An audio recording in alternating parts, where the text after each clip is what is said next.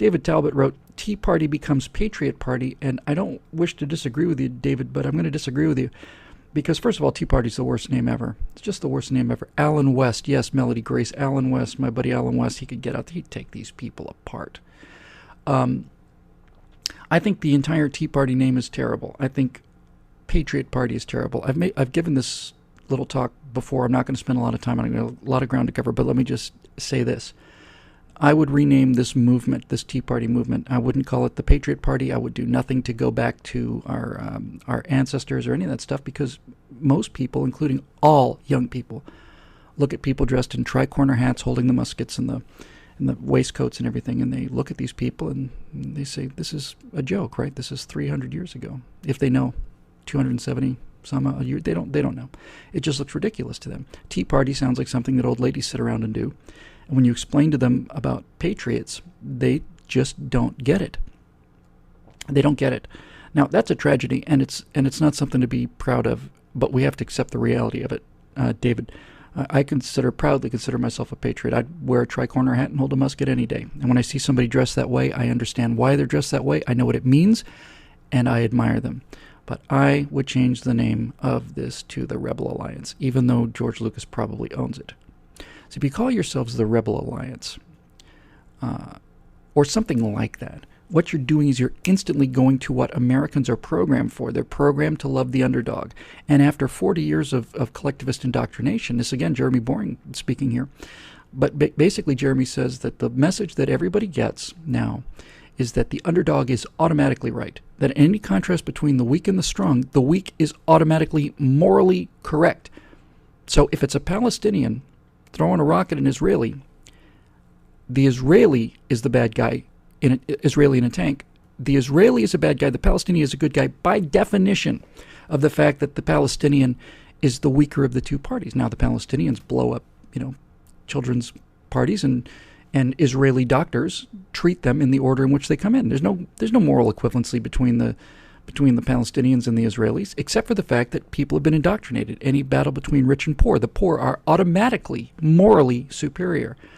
Black and white, blacks are morally superior. Women and men, women are morally superior.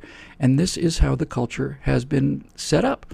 So if you call yourself the Rebel Alliance, what you've really done is, first of all, you've co-opted part of the culture. Everybody wants to be part of the Rebel Alliance. The opposite of the Rebel Alliance is the empire. Imperialism is bad. So who has the big state? It's not us, it's them. And so I would say to young people, we want to start a conservative club in our high school. I've said this before. I won't waste a lot of time with it. I would say don't call it the Conservative Club. Say at 4 p.m. in room 614, the meeting of the Rebel Alliance will be held. What is the Rebel Alliance? It's a political thing. What are your politics?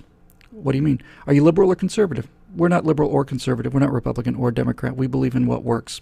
Everything out there is a mess. It's falling apart. We want solutions. If you can get people to think like that and think about practical solutions, then you're talking about cause and effect. And then when you're talking about cause and effect, we win. If you're talking about what works and what doesn't work, we win. You look at the history of what the Democrats have done to black culture, it's a catastrophe. It's a catastrophe. Yeah, brown coats unite, exactly. Let's misbehave. Whatever you want to call it, I'm in. But it needs to be something new. It needs to be something fresh. And one of the little lines sometimes I come up with that I just like because they capture something. I think that this new political party ought to deliver, the little catchphrase, little bumper sticker that I like a lot is red meat conservatism delivered in Helvetica. Now, some people will know what I mean by that instantly. For those of you that don't, Helvetica is a type font that's very clean, it's very elegant, very crisp, and it's very graphically sharp. And everything in the world that is hip is in Helvetica. If you were to put together a conservative party and all of their ads and all of their graphics and all of their other stuff look like an Apple ad, it'd be over. That's where we have to go. I think we have to get rid of the red, white, and blue bunting. I love red, white, and blue. I live it. You don't have to convince me.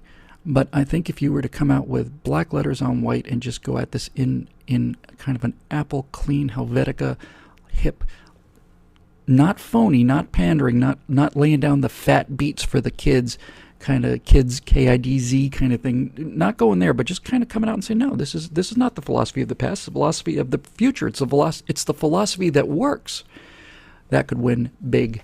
So red meat conservatism delivered in Helvetica. That's the answer, in my opinion.